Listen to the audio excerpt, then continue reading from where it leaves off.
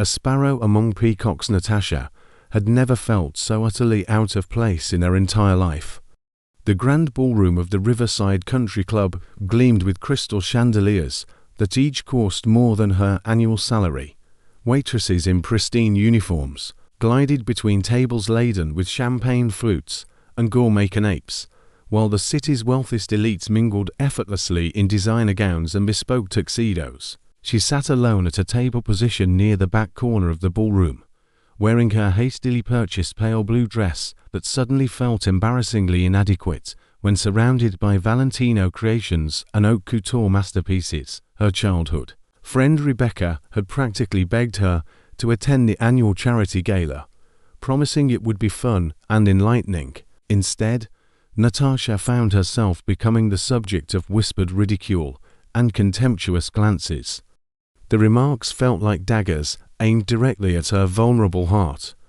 A socialite with platinum blonde hair and contemptuous eyes approached her table with a predatory smile that never reached her cold gaze. "Lost, sweetheart," the woman cooed insincerely, her voice dripping with false sympathy. "The service entrance is that way."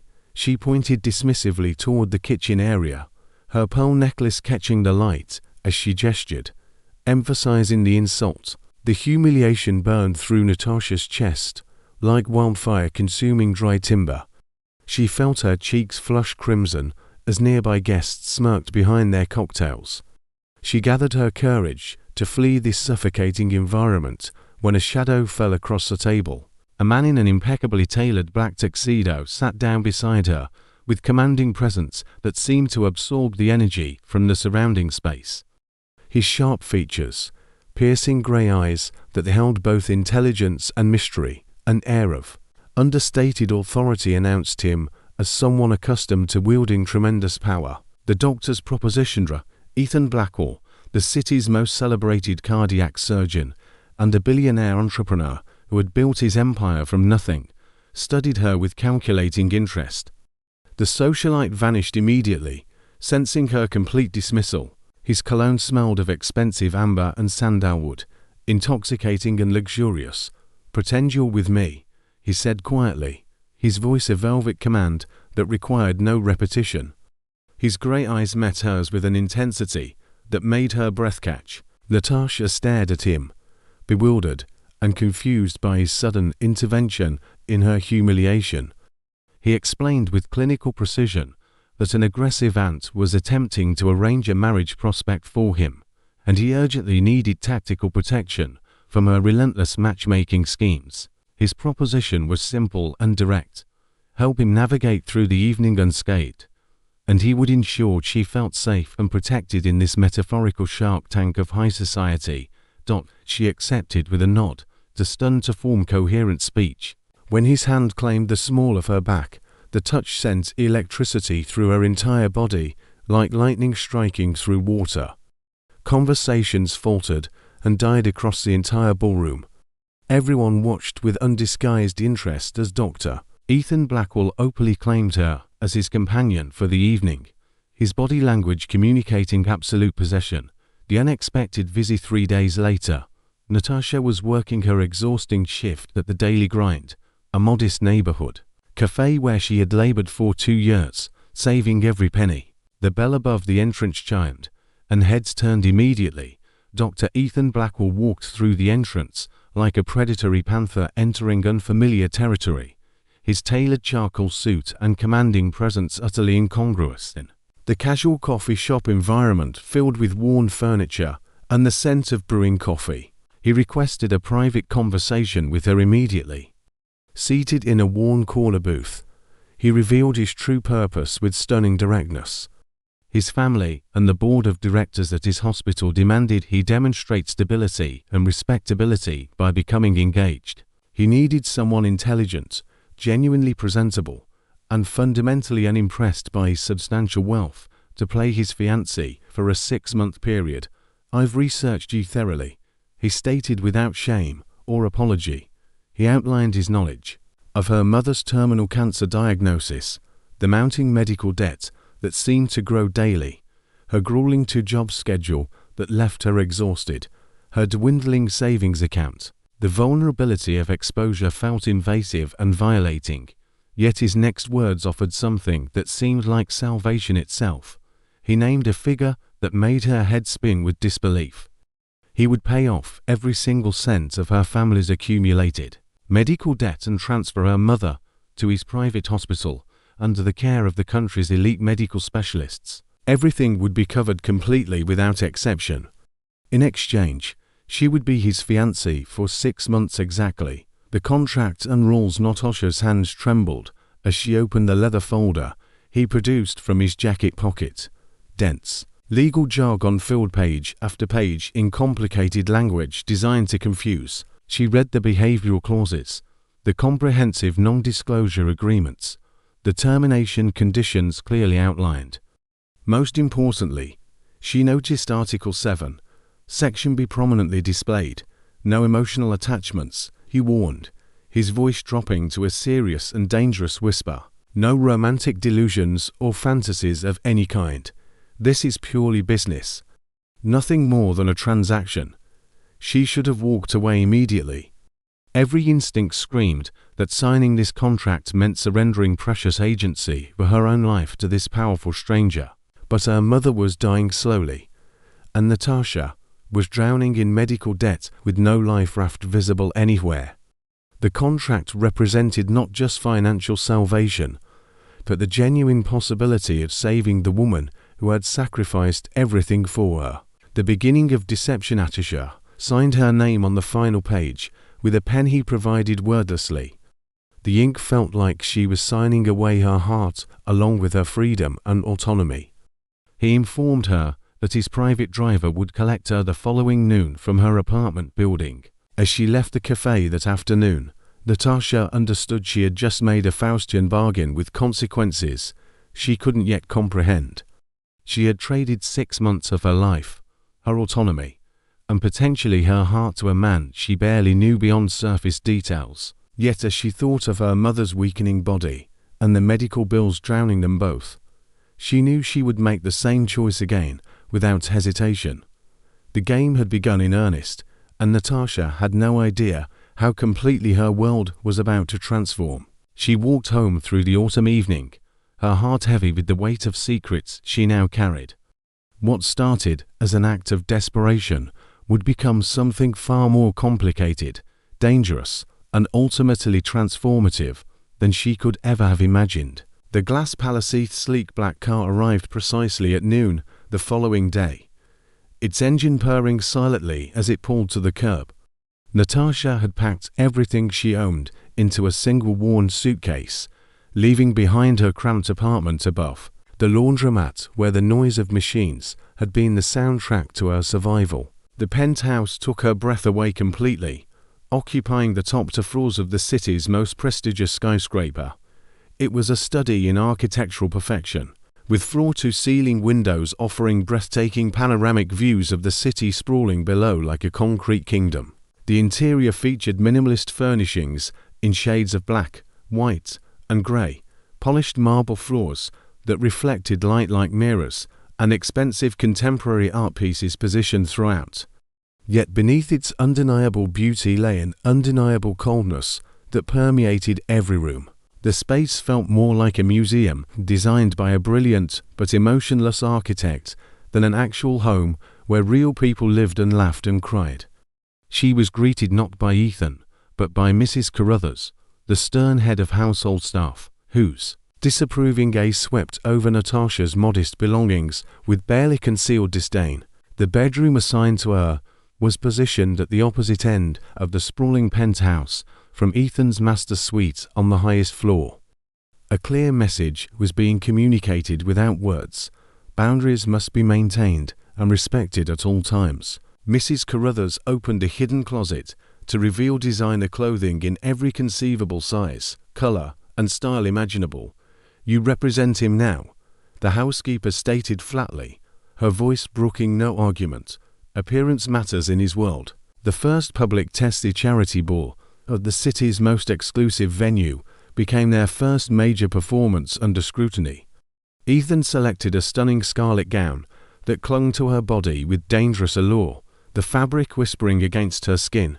When she emerged from the dressing room, his eyes darkened with something raw and possessive before he carefully regained control of his features. "Perfect," he murmured, his fingers brushing her bare shoulder with deliberate intent. "I want everyone in that room to see exactly what's mine tonight." The line between performance and reality blurred dangerously before they even arrived at the ball. As his fiancée, Natasha found the social landscape transform dramatically. Whispered insults were replaced by envious stares. Women who had mocked her now competed for her attention and approval. Ethan's hand never left her back, establishing clear ownership and possession. Then Victoria Ashford appeared, a striking blonde with sharp cheekbones and a cruel smile that revealed dangerous history. She had been Ethan's previous fiancée, and her presence immediately signaled conflict and tension. She was dressed in a white gown that seemed designed to emphasize her pale beauty and superiority. "Enjoying your moment," Victoria purred with thinly veiled hostility and contempt.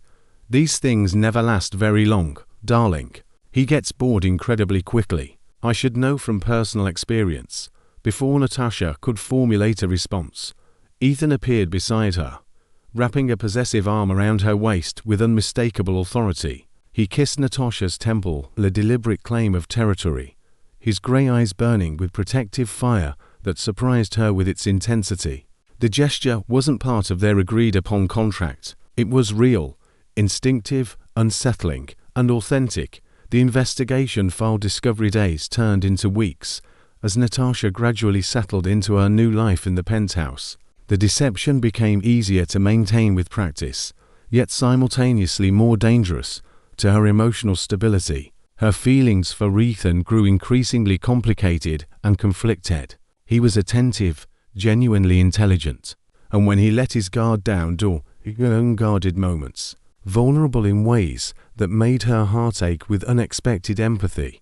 One evening, while retrieving important documents from his office safe, she discovered a hidden folder tucked behind legitimate business files.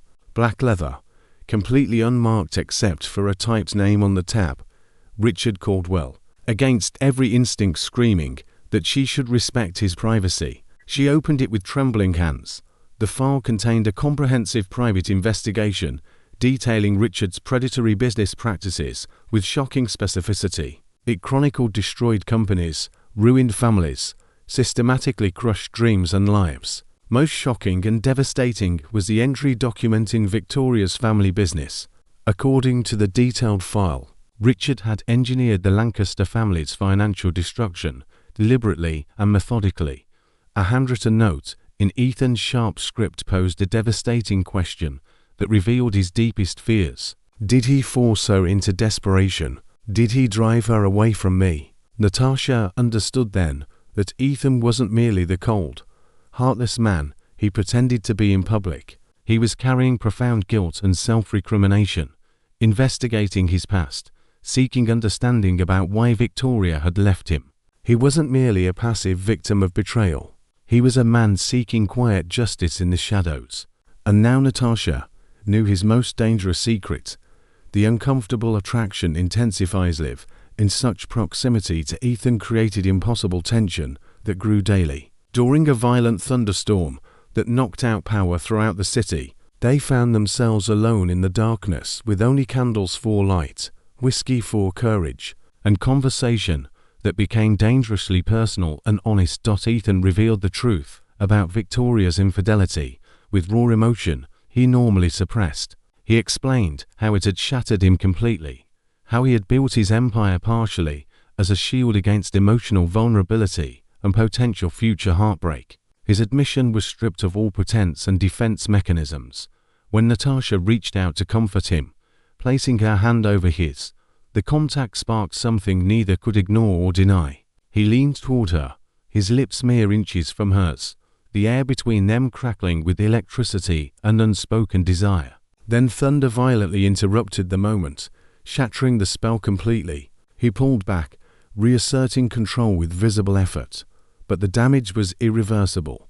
The contract's non-attachment clause now felt impossible to maintain as written. Natasha realized she had become dangerously invested in a man She was being paid to pretend to love. She had glimpsed the wounded human beneath the billionaire exterior, and her heart was no longer protected by professional distance or emotional boundaries. The false relationship was becoming frighteningly real, and neither of them seemed able to stop its progression towards something neither had anticipated when they signed those binding legal documents weeks earlier.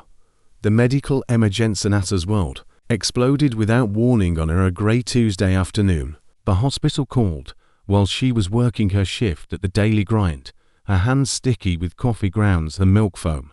Her mother had developed a severe post-treatment infection and had been rushed into intensive care. She needed an immediate high-risk surgical procedure to have any chance of survival. Natasha's world imploded completely. She was a mess of panic and tears when Ethan found her collapsed in the penthouse living room. Having been immediately alerted by his hospital staff, who recognized her name, the emergency admittance system, he took one look at her terrified face, listened to the frantic explanation tumbling from her lips, and his entire demeanor shifted instantaneously. The cold, distant billionaire vanished in an instant, replaced by the decisive, commanding surgeon who specialized in life or death situations. "She's in the best hands available, but I'm going in," he said, his voice leaving no room for argument or negotiation. "I'll do the surgery myself personally. Now go to the hospital. I'll meet you there." He was already shrugging off his suit jacket, his brilliant mind focused entirely, his purpose absolute and unwavering. His transformation was complete and genuine, not a performance for anyone's benefit. Hours later, Natasha was pacing the sterile white floor of the surgical waiting area, a hollowed-out shell of anxiety and desperate hope. She was a complete wreck, unable to think clearly, unable to breathe normally. She needed to call her sister Emma, but her mother's important legal and insurance documents were still stored back at the penthouse in Ethan's office. She remembered her mother mentioning a durable power of attorney document, something the hospital administration did desperately need for critical decisions. She called Ethan's personal line, a number he had given her strictly for genuine emergencies, expecting to reach his voicemail. But he answered on the first ring, his voice calm and steady despite being mid-surgery behind operating room doors. "Natasha, what is it?" His concern was immediate and genuine. "I'm so sorry to bother you," she sobbed, her voice breaking, "but I need documents for my mom. They're at the penthouse. I don't know what to do. My sister is freaking out." "My office," he said without hesitation. "In the wall behind the abstract painting, there's a safe. The code is 1805, the year of the Battle of Trafalgar." A strangely personal detail that revealed something vulnerable. "The documents you need for the hospital are a blue folder. Just take that folder. Do not touch anything else." "Understood." The line went dead. The discovery armed with the code and a desperate sense of purpose, she took a taxi back to the silent penthouse. Her hands trembled as she swung the painting aside and entered the code. The heavy steel door of the safe swung open smoothly. Inside, everything was meticulously organized like a perfectly maintained archive. Stacks of papers, property deeds, a few pieces of jewelry, and velvet boxes. And there, just as he'd said, was a simple blue folder containing her mother's medical documents. She pulled it out, but as she did, her eyes caught on the folder beneath it. It was thick, black, and completely unmarked except for a small typed label on the tab. Her breath caught in her throat. The name on the label was Richard Caldwell. Her mind screamed at her to close the safe immediately, to obey Ethan's direct command, but she couldn't resist.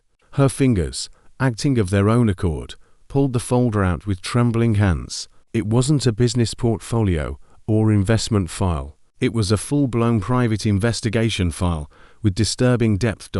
She sank into Ethan's leather desk chair, her heart pounding violently, and began to read through pages of detailed surveillance and research. The file was a deep dive into the life of the leering man from the art auction she'd attended weeks earlier. It detailed his predatory business practices systematically, listing small family-owned companies he had deliberately driven into bankruptcy before buying their assets for pennies on the dollar. It was a graveyard of ruined dreams and broken families. Then she turned a page and saw a name that made her blood run cold. Lancaster Textiles, Victoria's family business. According to the investigators' detailed report, Richard had orchestrated its downfall exactly 1 year and 8 months ago. At the very back of the file, tucked into a secure sleeve, was a single handwritten note on Ethan's personal stationery. It was a question scrawled in his sharp, decisive handwriting, a question he had clearly been asking himself repeatedly, searching for answers that might ease his guilt. Did he ruin her father's business? Is that why she left me? Did I push her toward him? Clara stared at the note, her world tilting on its axis completely. The story he had told her, the simple, clean narrative of being cheated on by the two people he trusted most, was a lie, or at least not the whole truth. He hadn't just been a passive victim of Victoria's infidelity, he had been actively investigating the man who may have been the root cause of it all. He suspected Victoria hadn't just left him out of simple romantic desire. She had been pushed, perhaps by financial desperation, caused by Marcus Thorne's calculated destruction of her family business. The cold, heartless man he pretended to be was a facade, a protective mask. Beneath the ice, there was a man who felt profound guilt, a man who sought to understand circumstances beyond his control, a man who pursued a quiet, hidden form of justice for those he felt had been wronged. Who was the real Ethan Blackwell? The question echoed in the silent, empty office throughout the penthouse. She had signed a contract with a man she thought she understood, but she was living with a complete and utter stranger, whose depths she had only begun to explore. The truth emerged. Natasha sat in the sterile silence of the hospital waiting room for what felt like an eternity. The weight of the black folder now are a tangible presence in her back. Her mother had emerged from surgery stable, but exhausted, finally resting peacefully in a private recovery room on the cardiac ward. Ethan had accomplished the impossible. He had saved her mother's life with his skilled hands and brilliant mind.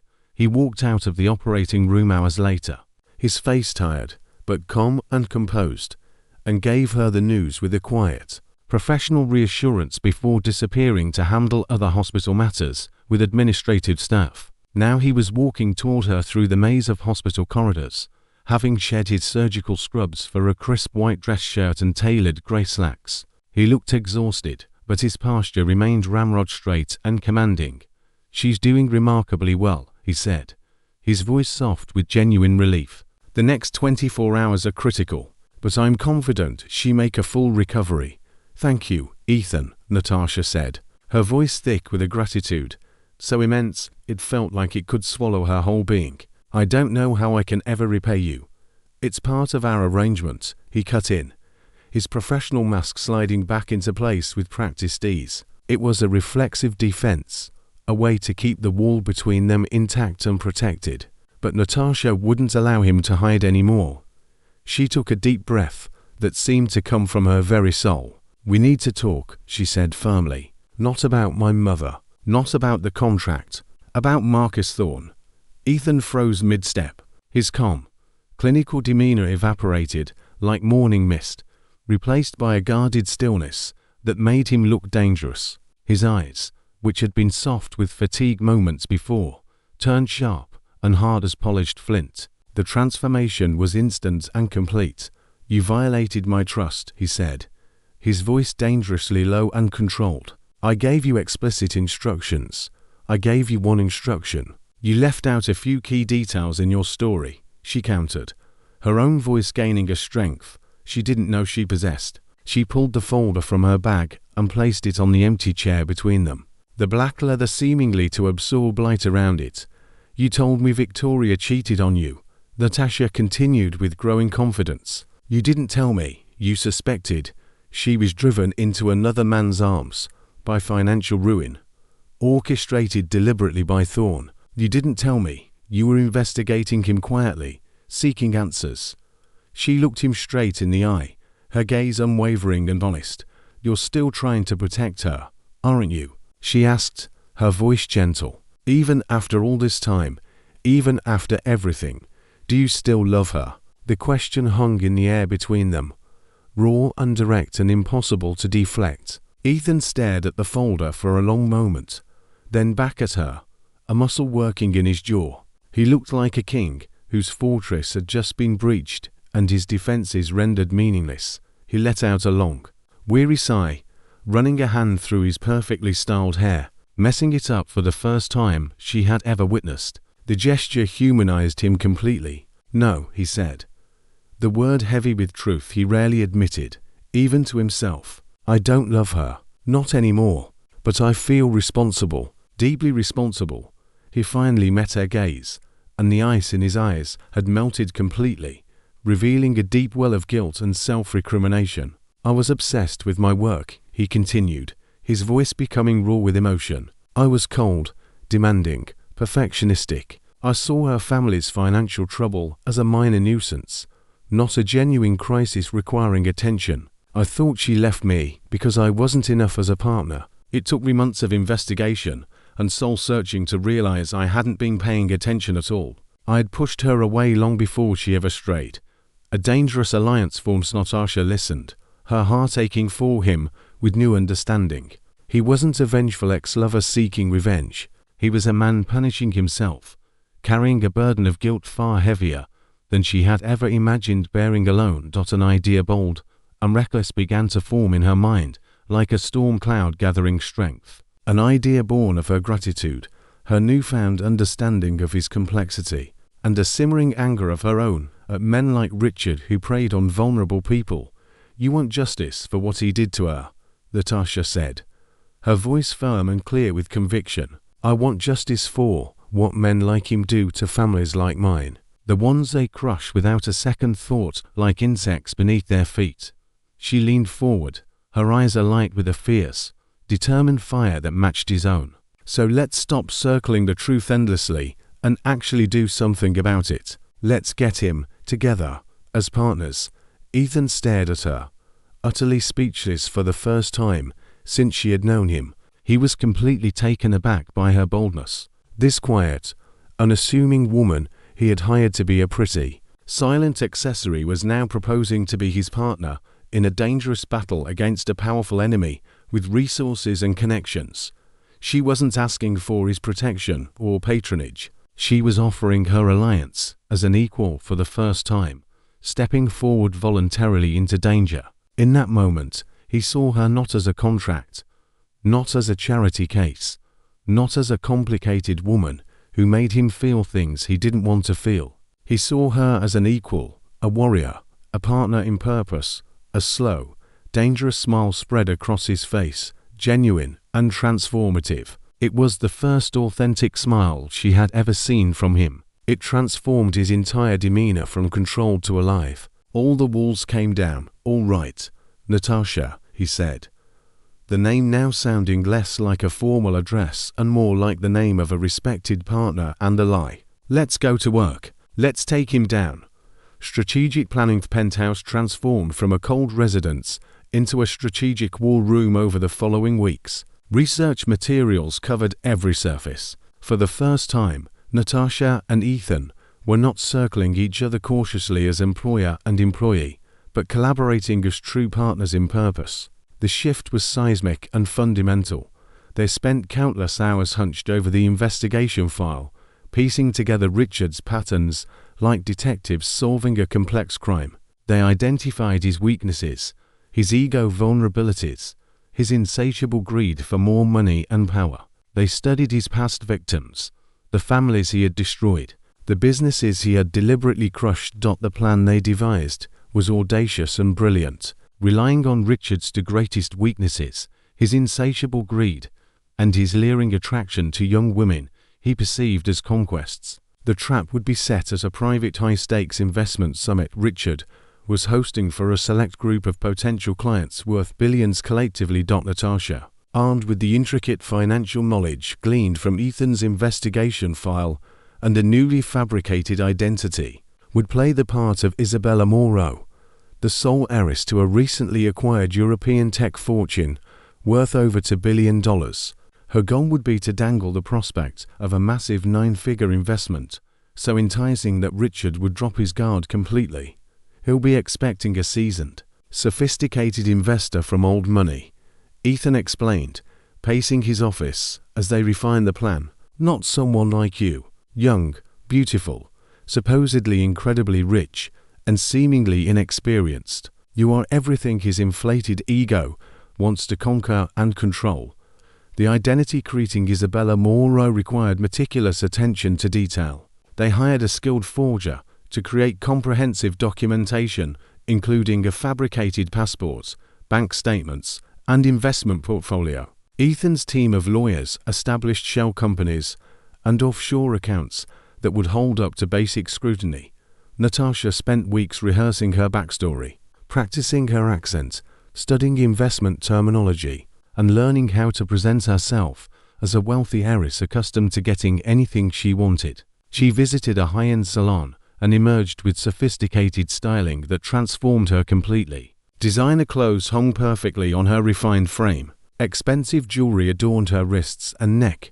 Where Ethan first saw her fully transformed into Isabella, he froze completely. She looked like a stranger and yet somehow more herself than she had ever been.